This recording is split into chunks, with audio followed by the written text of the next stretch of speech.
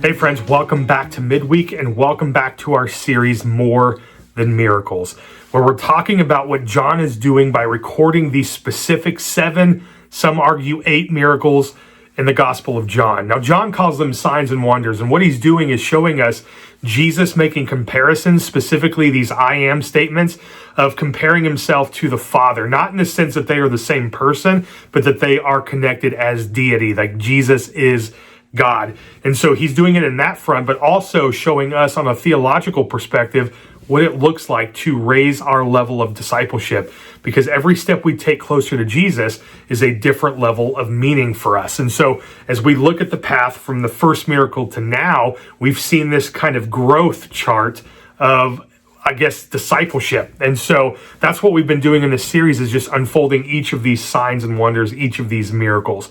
And so tonight we are going to be on miracle number 7. Now, I said earlier that there are some that claim 8. Now, I fall into that camp, and we'll explain more of that next week when we close out the series. But this is the last of the traditional 7 signs and wonders, and it comes from John chapter 11. And to set the scene here, you got to go back to the last chapter where Jesus is talking about this comparison to the Father, right? Like I said, these miracles are showing a different type of I am statement, and Jesus goes to do that from the last chapter. But here, now because of what's happened, the Jews want to kill him. So Jesus is escaping Judea. He gets out with his disciples. They're now safe, but Mary and Martha, deep friends of Jesus, friends from childhood perhaps, we don't really know how the connection is, but we do know that these are dear friends of Jesus. And we know Mary, as John indicates later here, that she's the one who washed Jesus's feet with this really expensive perfume and goes and cleans his feet with her hair. Like, this is that Mary. Well, she has a sister and a brother, Martha and Lazarus. And so as Jesus has escaped Judea, he gets word from one of the messengers that they sent to him saying, Lazarus has fallen ill. We need you to come back.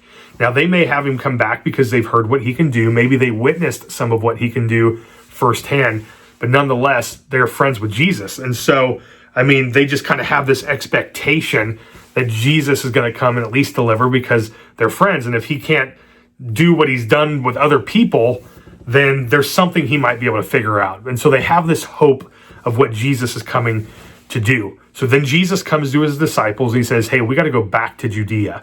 Now this puzzles them.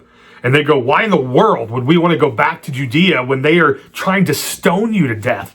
Like, this is absolutely absurd. Who would do that? And Jesus goes and he gives kind of like an allegoric answer. And he goes to give this symbolism to them. And he says, like, listen, those who walk in the day, they don't have to worry. They're not going to stumble on anything because the light of the world is in them. But those who are in the dark, the light of the world is not in them. And therefore, there's trouble here. And this is Jesus using some symbolic language to talk about the heart of Israel, the heart of Judea, this region. And he's saying that these are people that are so far from God that they're living in darkness. They don't even see the errors of their own way. And so I have to, as the light of the world, go show them the light. And so Jesus is kind of given that. And then he just quickly transfers to Lazarus. He says, Lazarus is fallen asleep and I got to go wake him. Now, this is what I love about the disciples, because as you read here in John 11, they really miss a lot of what Jesus is saying. And I think it's fair because I think we would too. You know, I have a lot of the mentality that the disciples would, because as they hear Jesus say this, that Lazarus has fallen asleep, I need to go wake him, we would all think the same thing, right? And it's exactly what they were thinking, that, well, Lazarus has taken a nap, so Jesus is going to go wake him? Like, what's the deal here? Why do we need to go all the way back to a dangerous territory for that to happen? So then Jesus says it very plainly to them. No, you guys are missing this whole thing. Let me tell you exactly what's going on. Lazarus is dead, and I'm about to bring him back.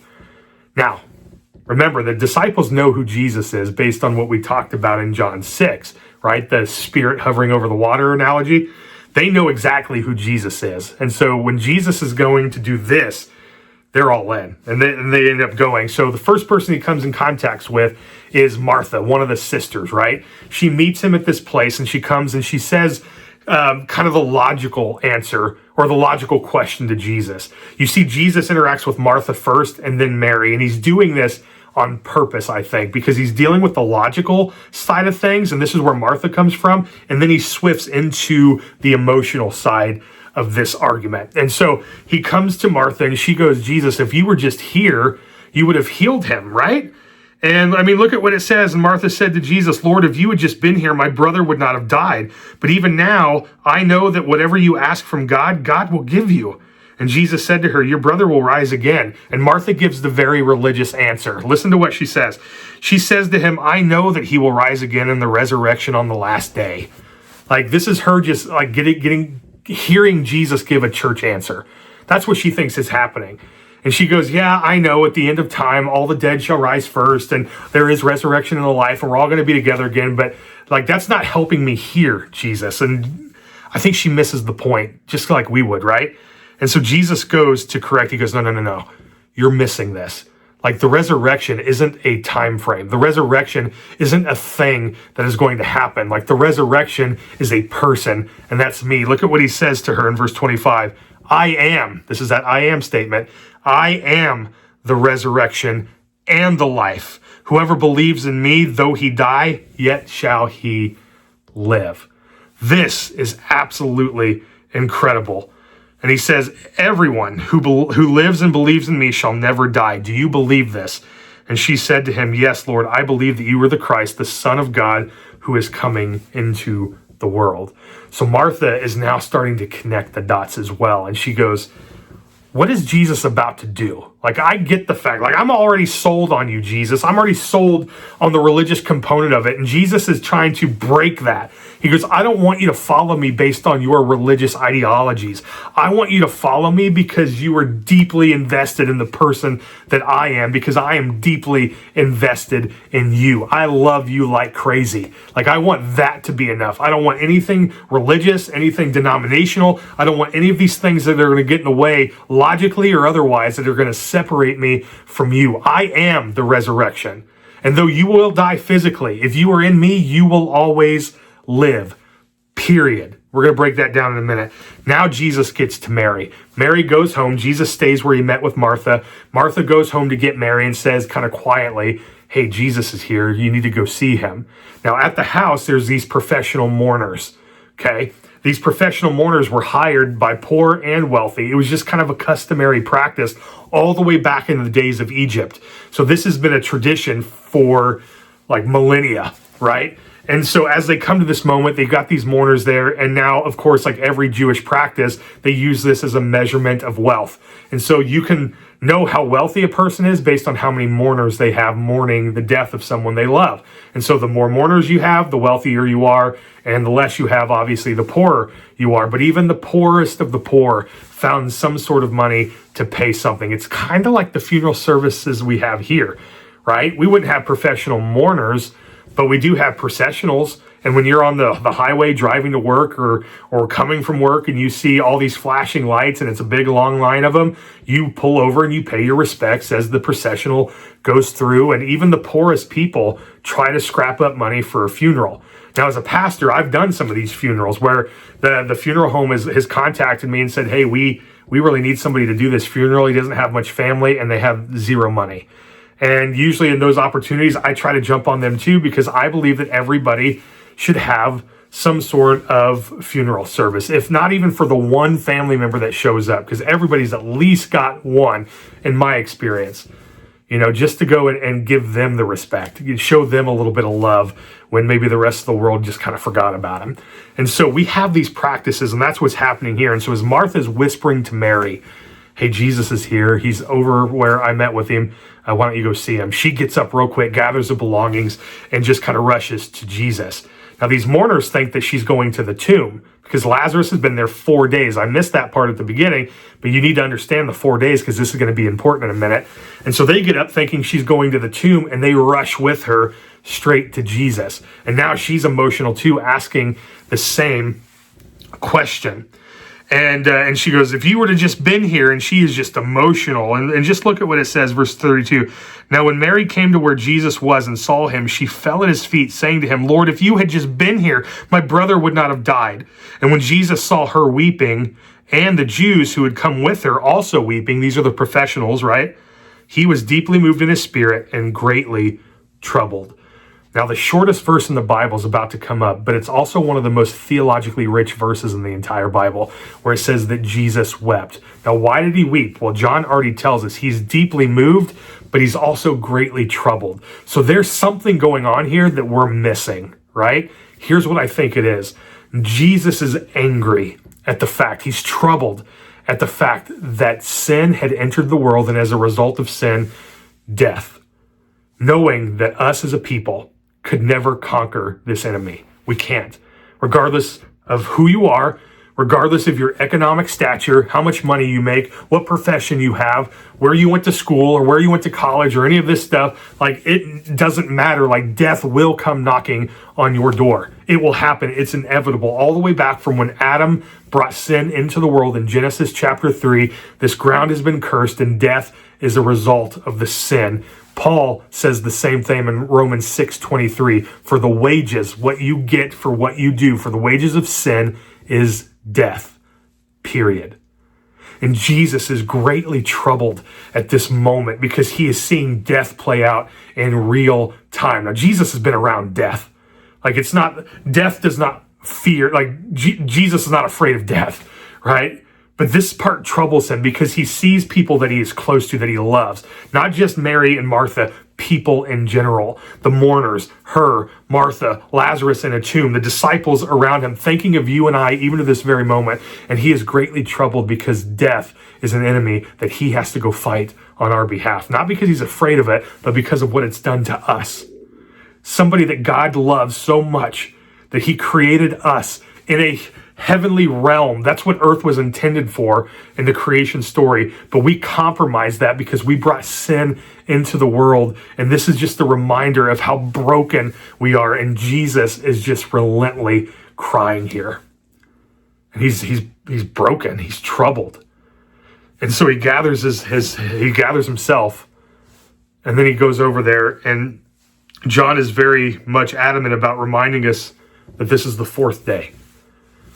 And so the fourth day is important because it was customary. In fact, they believed this to their core, that when you would die in this time frame, that your spirit, even though it'd be out of body, would be hovering around your body kind of in a small radius.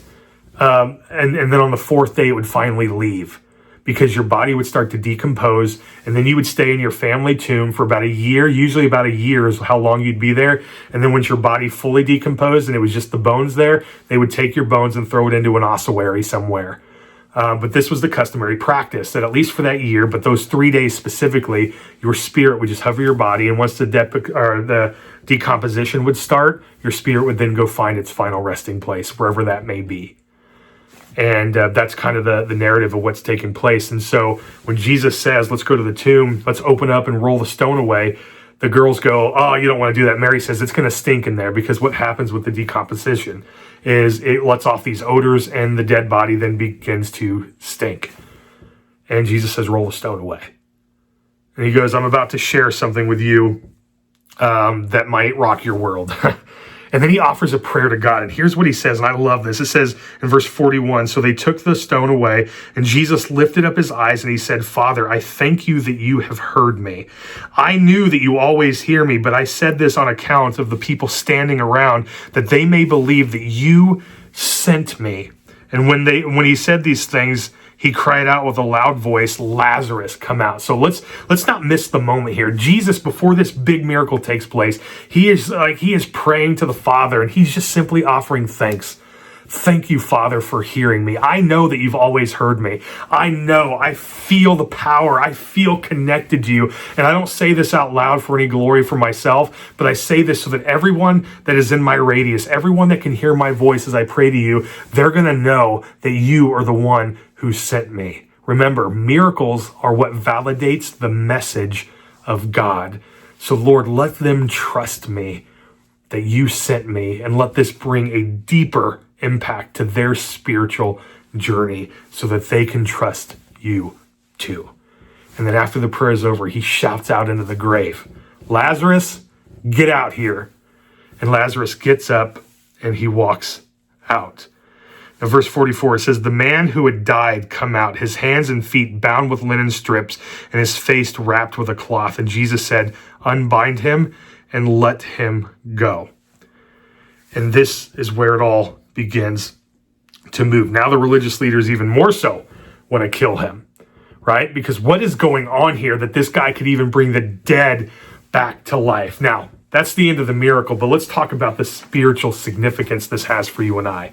Because when you guys get into the waters of baptism, you are in your grave, right? You die to yourself, you're buried into a grave, the watery baptism, and you now get up out of the water. This is Jesus calling you out of the grave, right? Your resurrection started the moment you got up out of the water. It was sin that put you there, right? It was sin that put you there. We die because of Adam's sin, but you die spiritually because of your sin. And when Jesus calls you by name to come out of the grave, you exit the water, and now you get to live in eternity with Jesus. Your resurrection, my friends, has already taken place. Yes, you will taste death physically, but spiritually, you are alive forevermore. And if you continue to read through the Gospel of John, you're going to see in just a few more chapters as he is wrestling with these religious leaders. In John chapter 14, he says something very significant in chapter 6, that there is no other way to get to the Father except through me. And in fact, he says it this way, I am the resurrection and the life. Nobody gets to the Father except through me. Not through any other gods, not through any other circumstance, not through how much money you can give to the church, not through how much good you've done in the world or that you declare yourself a good person. None of these things are ever going to get you to the Father. The only way you get to the Father is through me, because I, as he says to Martha, am the resurrection and the life. Don't you want Jesus to be your resurrection? I know that I do. And now that we have that, now that we have risen from our metaphorical grave, if you will, it's our obligation to go back into Judea. Now, where is Judea? It could be your home. It could be your workplace. It could be your circle of friends or your external family. We don't know, but that is your Judea, a place that is dark, that is without God, that doesn't know who Jesus is. And you have to go back there and you have to start preaching that name, because your resurrection's already taken place. So let's go and bring as many other people with us as we can. Are you on board? I know I am. Friends, I hope that this series has been shaking your faith as we've progressed through what Jesus is doing and what John is intending to share with us as we grow in our spiritual journey. As we close it out next week, the 8th miracle, I pray that this has done something significant in your spiritual life, because I know it has for mine. Have a blessed week. We'll see you next week.